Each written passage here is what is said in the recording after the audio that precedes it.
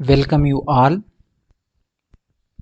अभी हम इस सेशन में डिस्कस करेंगे 3 schools of classification, that is 1 phonetic system of classification, cladistic system of classification and evolutionary system of classification। आप लोग एक एक बार ये इमेज को देखो। इसमें है Peter Sneath and Robert Sokal. They are the proponent of phonetic system of classification। See here Willie Henning, he is the proponent of cladistic system of classification। तो चलो फिर हम देखेंगे different schools of classification individually. तो पहले हम देखेंगे phenetic system of classification को। Classification of the organisms by considering physical similarities is known as phenetic system of classification. Major proponent of phonetic system of classification are Peter Sneeth and Robert Sokal। फिनेटिस्ट लोग कभी भी evolutionary relations के जिक्र में नहीं जाते हैं, क्योंकि वो लोग ये मानते हैं कि हम लोग कभी भी इवोल्यूशनरी रिलेशनशिप को सच में और सही में नहीं पहचान पाएंगे। Diagrammatically representation of phenetic classification is known as phenogram. यहाँ पे देखो ये फिनोग्राम है।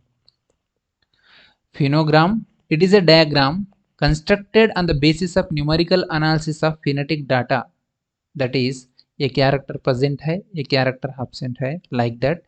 Hence we also called as phonetic system of classification has numerical system of classification or taximetric।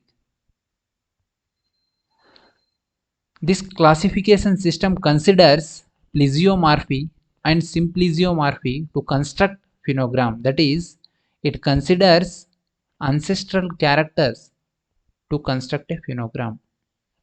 लेकिन हम इस सिस्टम को मॉडर्न सिस्टमैटिक्स में रेयरली यूज करते हैं। अभी हम देखेंगे cladistic system of classification. Classification of the organisms by considering their evolutionary relationship, that is a recency of descent from a common ancestor is known as cladistic system of classification। यहाँ पे एक बार आप image में देखो, ये एक ancestor है, ये ग्रुप ऑफ डिसेंडेंट है। हम एक ग्रुप ऑफ डिसेंडेंट और ancestor को मिला के एक ग्रुप फॉर्म करके उसे क्लासिफाई कर दिए, तो उसे ही हम बोलेंगे cladistic system of classification. Diagrammatically representation of cladistic system of classification is known as cladogram। Diagrammatically representation of cladistic system of classification is known as cladogram। यहाँ पे देखो एक cladogram ये है।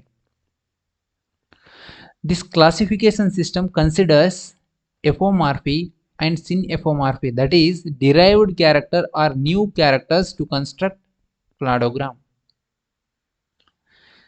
Cladistic system, it was proposed by Willie Henning in 1950। This is the system, it is most commonly used in the modern systematics। लेकिन इस system में हम खाली इवोल्यूशनरी रिलेशनशिप को ही कंसिडर करते हैं, लेकिन rate and time of evolution को इग्नोर करते हैं। तो ये एक क्लाडिस्टिक सिस्टम का ड्रॉबैक है।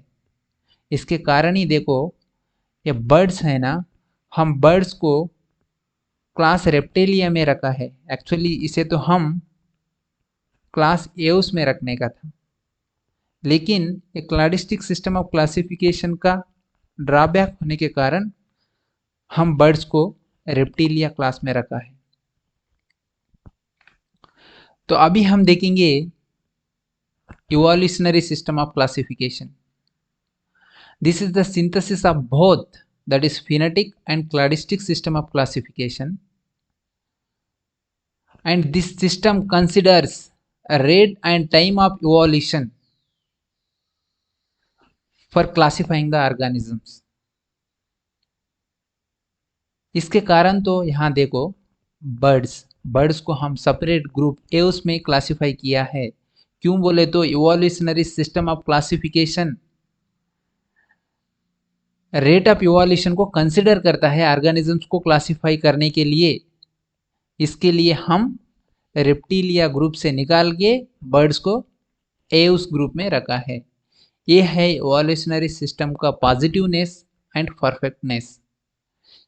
यही है 3 schools of classification. Thank you.